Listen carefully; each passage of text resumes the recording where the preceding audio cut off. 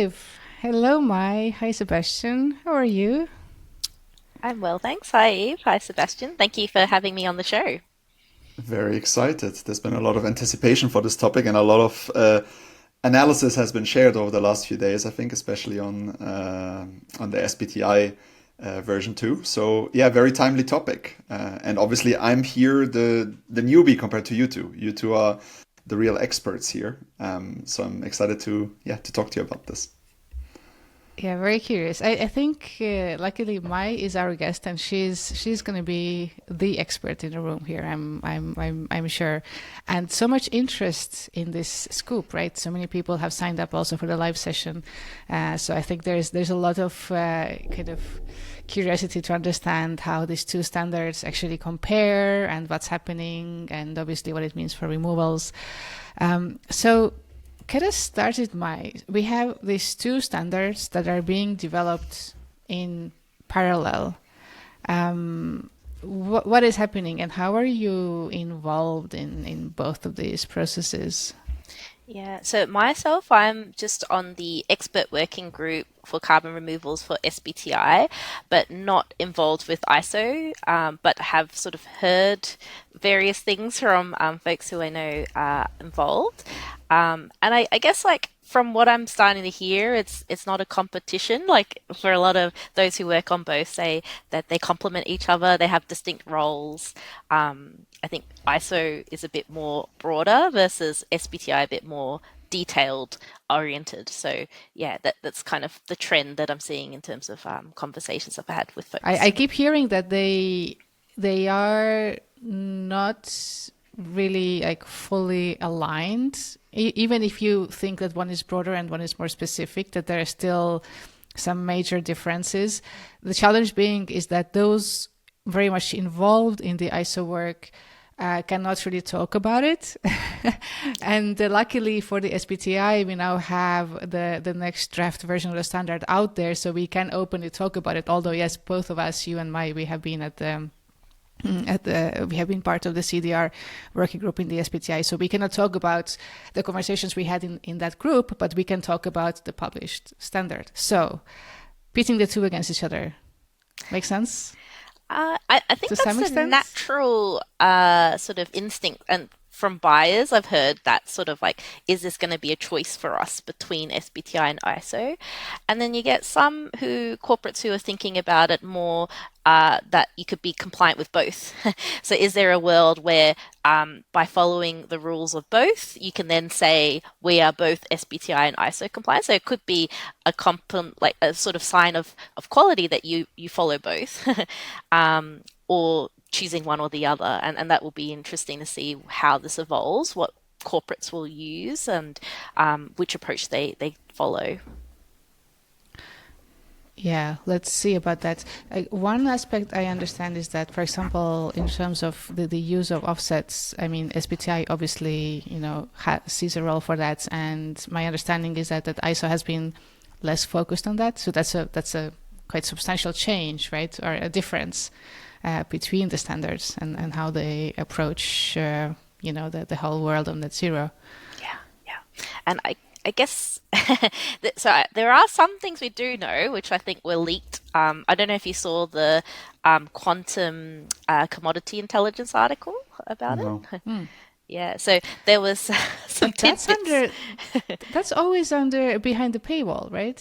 Or was that one not? Yeah. So it's Ah, behind a but share paywall, with but us I still. read this article which provided a little bit of, I guess, goss, let's say, on the ISO. And so the tidbits that came out of that was the things that we kind of, IETA was the one that kind of revealed some things, which is the removals would be used for residual emissions. And then also the other part is that there will be a need to like verify these claims by providing evidence, which we all know is needed when you're kind of thinking about verifiable net zero claims. And then the last bit is this whole permanence criteria piece. So they revealed that there's going to be a permanence criteria of more than 100 years being required for any removals that are used to neutralize the residual emissions, which then if we Interesting. believe these little tidbits, then that would be quite different to the SBTi approach. If you saw that, where they've said it's going to be a portion that will be high durability, and then the other portion sort of like low durability of sort of decade-long storage options. Can we dig into this? Because I think this is one of the crunch points that has now come out from this draft standards, especially for the removals community. It's these numbers, 41% and 59%, is really a step away from the like-for-like principle, where we talk about where we talk about balancing residual emissions with durable removals. So what do you think about it? Yeah, it's tricky because I've got the sort of background who's worked a lot on the engineered removal side, and so some may push and say, well, you're just being biased. But on the other side, it's, there is the hard sort of science, IPCC and various others saying that the carbon must be stored for a certain amount of time to have impact climate benefit. And so that is then needed. You see the likes of, Professor Miles Allen literally saying things like it's got to be geologically stored in order to actually secure that carbon away and provide the removals and of the carbon so that we can get that climate benefit and meet these targets for 1.5 degrees. So that there's a lot of signals towards the need for high durability.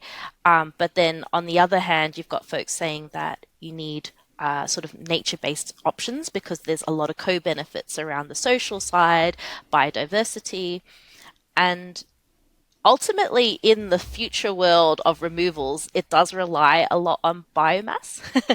Like, you do need biomass input for BECCS and biochar. And so if you don't have a healthy forestry sector, then you're not going to be able to do those options for removals. But whether those nature-based removals should sit within our target of residual emission neutralization, that's a different topic. And I don't know, like I would say that right now, engineered removals needs a stronger signal, and the science says it needs to be stored for at least millennia in order to have benefit. And maybe there's a role for biochar because some say it could potentially store for 1,000 years. So whether that's kind of an interesting topic. I think on my side, I would say push for the high durability just because of the science, and also residual emissions in a world where we neutralize properly and abate properly, the amount that you have to neutralize a residual emission should be quite small. But a question, because these 41% durable removals at net zero, from what I understand, that's kind of a very obvious weak point of the current draft, and they even say this is for illustrative purposes only. I know that I've seen quite a lot of people in the removals community kind of going in on that, but from what I understood, it is for illustrative purposes, and that's probably not going to stick until the end. Again, I might have gotten this wrong, but that's my read of the situation, is that they put that actually, in. it's a rule, no? There's the rule does say that at least 41% has to come from long-lived. So it's actually a requirement. The part that's the illustrative part was that graph that they included that showed the ramp up of the amount of durable removal over time, but the 2050 amount has to be at least 41%. Okay, then I think quite a few commentators have gotten that wrong as well, because I know that kind of the 17% at 2035 ramping up to 41, that is for illustrative purposes. I got that, but I also read quite a bit of commentary that said the 41% itself was going to be reworked. If not, that seems like an obvious attack point for a science-based target initiative, because it's relying on a very outdated IPCC assumption. It's kind of a mix. So it's also by choice. So there was it could be 41% long-lived removals, and then that 59% could be short-lived or long-lived, or long-lived as well. So some companies may choose to say, no, we want 100% long-lived. So that there's that flexibility on that side. So it's going to be up to companies to choose. But as we know, for me, that flexibility is not enough. Because I'm just frankly very disappointed that this approach was put forward. it's completely at odds with what the science is saying. We cannot have companies balancing fossil emissions with nature-based removals. Nature-based removals will definitely have a role, and they have to have a role, but not for this specific purpose. And the fact that that was introduced in such a way, I mean, I'm very sure there's a very, very strong push now towards and the feedback that the Secretariat will be getting on this.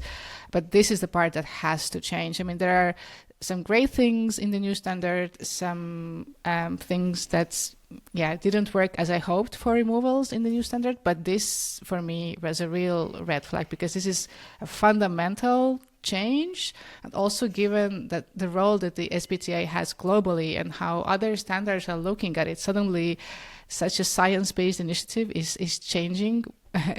Why did this happen? Because in the last draft, they gave the two options, right? And they gave the like-for-like option and the option that we now ended up with.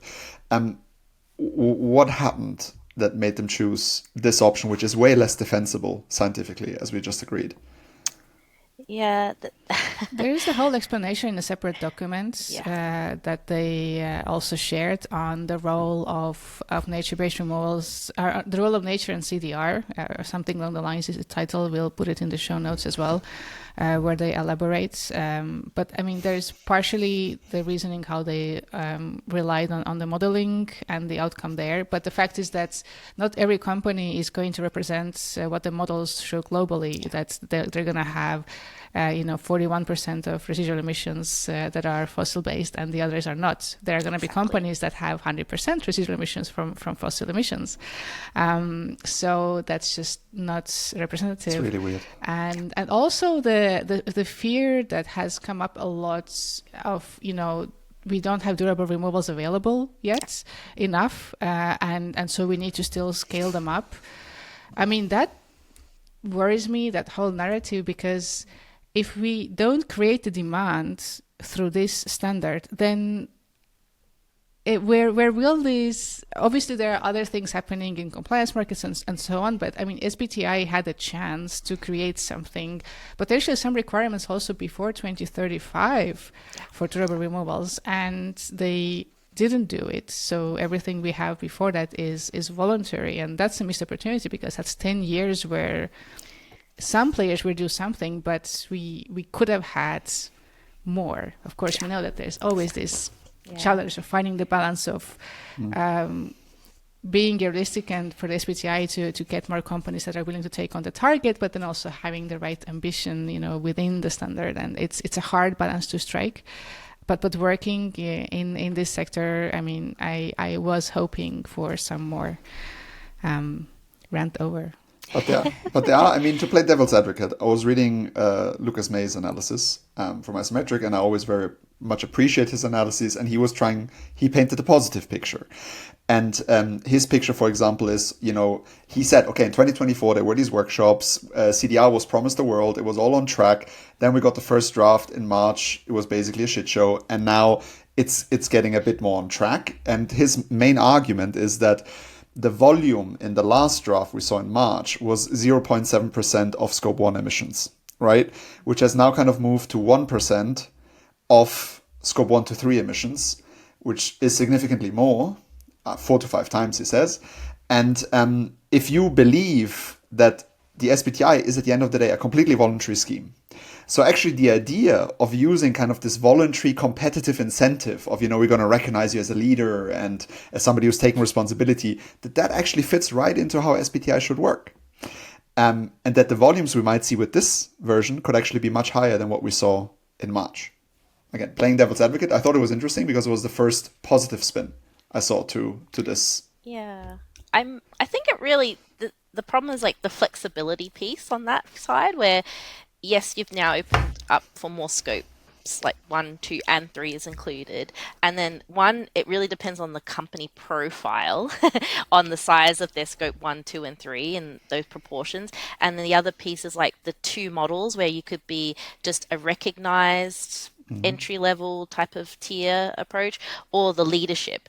And it's, if everyone follows the recognized sort of entry-level tier labeling, then actually it's probably going to be quite a small amount of removals versus if you then start seeing companies doing the leadership piece, and that's where you start getting sort of meaningful impact. But the fact that it's optional to choose between the But two. the recognized is um, still more than 1%. So Lucas was actually saying the recognized, that's already actually quite a lot because it's more than 1% of your total emissions. 1%, a minimum of 1%. Yeah, I guess like that, we'd have to see case studies to see what that actually looks like, from a, yeah, scope one. But yeah, you do see companies that have quite significant scope 3 emissions. But then the other thing is, I think if you read the fine print, it also says that you can do this scope 3 emission, residual emissions, by either one, negotiating and talking with your suppliers, or potentially if it's something that's out of your control, then there might be some justification piece around that. So it's hard to say that that would be a requirement that they must buy removals for that scope 3 residual emissions, because there are other mechanisms that they could use to decarbonize that. That may be this, negotiation with your suppliers, for example, is one. Do you think that beyond value chain mitigation is dead? That's another thing that Lucas was saying, which I thought was I don't interesting. think it's dead. No. I would say it's the way it's presented. It's a combination of the two, right? And so you've now got this new framework called ongoing emissions, of which could be your beyond value chain, and some of that is your removals, and they've kind of integrated the two into this one framework. What's your feeling, So when Eve? we look at removals and we look at these two standards, I mean, being obviously aware that we don't have the draft standard in front of us for ISO, but which one do you think will play a bigger role in helping to scale removals? For now, I'd say there's sort of firmer knowledge around who signed up to SBTi, because we know they've got this membership. It's, transparent. It's published online, so we know there are companies who have signed up to SBTi. So in the immediate term, I would say that's got direct impact, and we know and can kind of size that impact based on that membership profile. Whereas with ISO, we don't know, one, because they haven't published it, and two, it's going to be a wait and see how many adopt that. And with ISO, typically, like, you've got different levels of participation, where some might just be ISO compliant. There will need to be like a certification process as well. So some companies might want to be ISO certified. And so that whole framework still has to be developed, and it might take some time to implement. So I'd say in near term wise, SBTi is the part that we know will have direct impact right now. But near term, I understand until 2035, we might not see anything. So really, for me, even SBTi is in the best case long term, not even medium term. Or am I missing something? Yeah. That's the hope. Yeah. I mean, you're getting companies who should be signing up to 2050 commitments. So the hope is they're going to stay on till at least 2050. Like, that's the whole point of them signing up, right? So long term, if we count that as 2050, that should be the case, that SBTi is still there. And it's whether companies choose to add on the ISO potentially. But also, SBTi is voluntary, so you could get companies shifting and saying, we're going to withdraw from SBTi and go on to ISO. But as some have said, like, there's differences in those two standards. Like, they probably could, there could be a world where they complement each other, or yeah, it's hard to say until we see the standard, though, to be honest. So, yeah. And when will we see it? Because, I mean, if you read different news pieces from earlier this year, they were supposed to release a draft standard for consultation during COP30, which is now ongoing, but we haven't heard anything, or I haven't seen any recent news that anything is going to come out, because I kind of assume that both of these standards will move in lockstep and we will see final versions in early 2026 for both, but Yeah. now I'm not sure. Yeah. I mean, ISO themselves a year ago said that they plan to release it during COP30. Unfortunately, I guess it's taken a lot of time, more time than expected, to get that draft ready. So we don't actually know when exactly it will be released. But let's see, I guess. I think the latest bit was suggesting that it might be late 2025, so maybe not during COP, but after, but hard to say. Can I ask more? I'm still not clear on ISO, and I think many people in the audience are not. So one person, I'm still trying to understand because this is framed as kind of, okay, SBTi is much more specific, detailed, ISO is more higher level.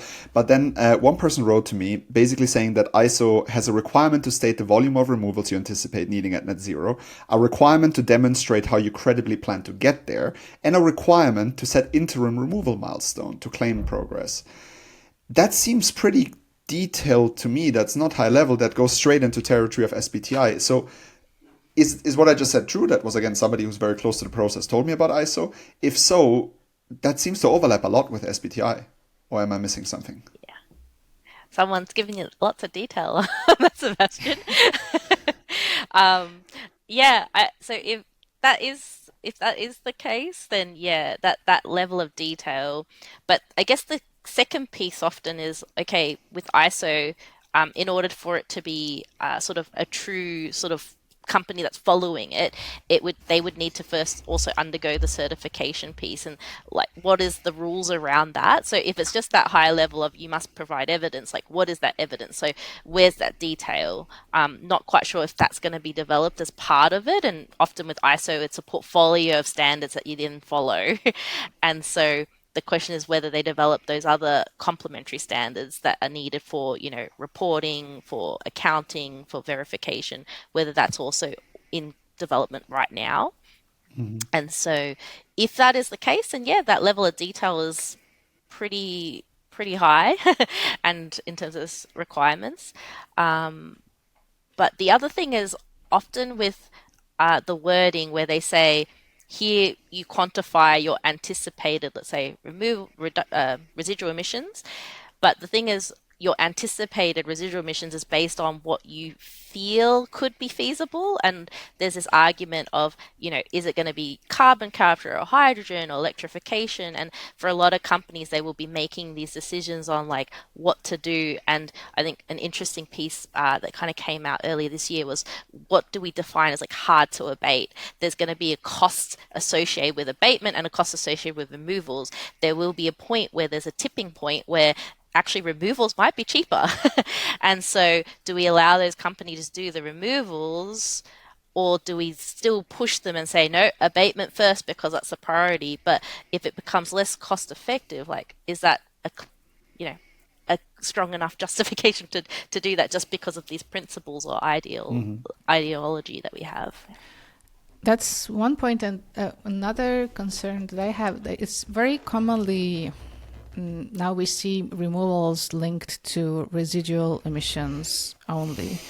And I mean, it's a bit putting the chance of scaling removals a bit on the back burner, because we will only know exactly, what those residual emissions are, later in the coming decades. And if there is like no incentive to do something right now or in the next years, then again, I feel like it's a missed opportunity to help actually create that market and to create that demand. And so I really hope to see that maybe from ISO, maybe there will be a chance to get a better signal for demand for removals already before 2035. So if you compare it with the SBTi standard, for example. One more question I have on ISO and adoption, because and again, naive questions, but SBTi obviously corporates just decide to sign up because they want to. ISO, from the way you just described it, might as well companies can decide that they want to be ISO compliant. Is there another mechanism that is not voluntary? Like, what is the scenario where in a specific jurisdiction or specific sector, whatever it is, companies have to comply with this ISO standard?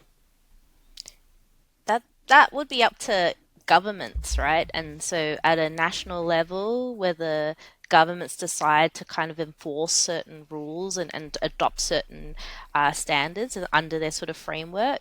And there's sort of signals that there's interest in removals at a government level and introduction of these removals into compliance markets from the UK, from the EU, and even in Japan, they're already integrating engineered removals into their ETS But with system. ISO, because we're aware of these ETS integrations, but where does Yeah, ISO fit into that?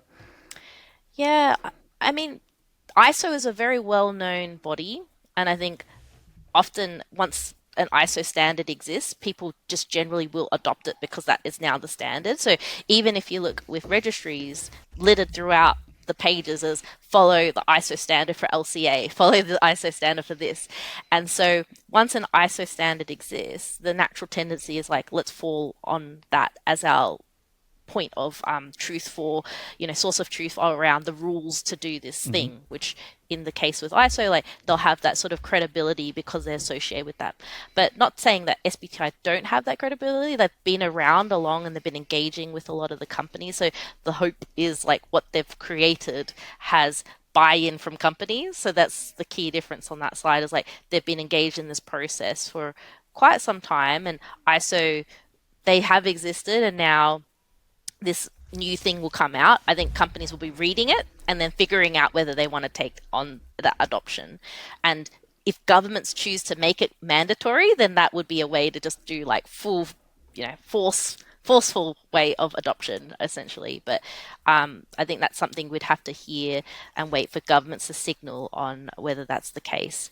I think it's going to be hard to say, because where governments haven't, they've kind of really been quite tight-lipped around that piece. Like right now it's talking about the methodologies of just like the project themselves, signaling things like concerns around quality, what is the permanence criteria, but the more detail around whether they're going to start introducing and adopting things like ISO standards still not yet clear.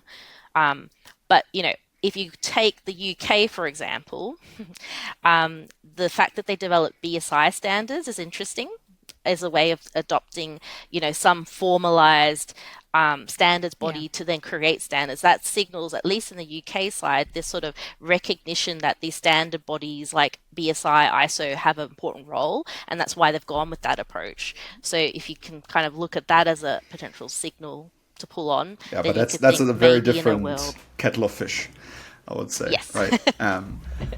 Eva, what's your take? ISO in kind of non-voluntary setups?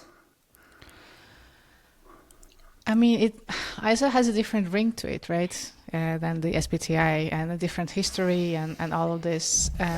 It's actually an interesting element I haven't thought about, like how would governments go about it, and whether, because it feels different. It feels somehow more kind of institutional, with a long history. There is a strong brand around it. So we do see governments looking at, kind of the meta standards like the ICBCM and so on from the voluntary market. But ISO rings different. ISO would be probably something that the governments would be even more likely to consider if there is a standard. So yes, I think there is possibility that should these standards come out and be credible, let's see the feedback, the uptake from the governments has some likelihood. Can I ask you it's more of a fun final question. So overall, the latest SBTi draft, if that were the final draft, for durable removals, good or bad, you can point a finger and I'll narrate. Both of us? Yeah. It would be here. What about you, Mai? So F gave a neutral horizontal finger for those who can't see it. I'm also quite neutral. Everyone's being so diplomatic here. There's a reason why, which is they haven't given the full detail on like the interim target piece, and I think that's going to be the crucial factor, because like, what is that interim target requirement going to look like? And that will tell you whether it's going to be good or bad. But it's still going to be voluntary, right? So even if they give us clearer numbers, it's still going to be voluntary numbers. Okay. I'm not getting more out of you than that today. And with that, we're up on time. But this was great, and we covered a lot of ground, so I'm sure it was interesting for the listeners. And yeah, thanks, Yeah. Mai, for joining us. Thank you. Thank you. Have a nice evening. Yeah.